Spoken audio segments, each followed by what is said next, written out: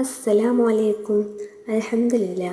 പ്രിയപ്പെട്ടവരെ, ഇന്ന് നമ്മൾ പറയുന്നത് ഒരു ദുആനെ കുറിച്ചിട്ടാണ്. വളരെ മഹത്വമേറിയ അതുപോലെ തന്നെ വളരെ ശ്രേഷ്ഠതകളുള്ള ഒരു ദുആ ആണ് ദുആ ഉൽ അമാൻ.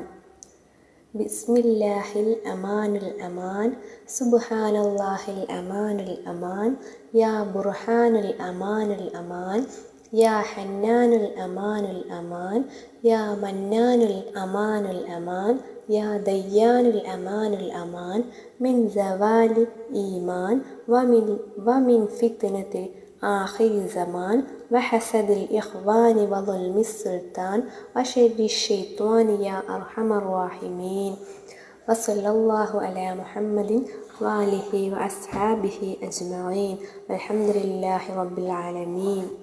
ഈ ഒരു ദുആ എല്ലാ വെള്ളിയാഴ്ചയും നമ്മൾ പതിവാക്കുക. ഇത് പതിവാക്കി കഴിഞ്ഞാൽ നമുക്കുണ്ടാകുന്ന നേട്ടങ്ങളെന്ന് പറയുന്നത് നമ്മുടെ അസൂയാലുക്കളുടെയും അതുപോലെ തന്നെ ശത്രുക്കളുടെയും ശല്യത്തിൽ നിന്നെല്ലാം നമുക്ക് രക്ഷ കിട്ടുന്നതും അതുപോലെ തന്നെ എല്ലാ സിഹറിൽ നിന്നും പൈശാചികമായ എല്ലാ ബുദ്ധിമുട്ടിൽ നിന്നും അല്ലാഹു സുബ്ഹാനഹു വ തആല നമ്മളെ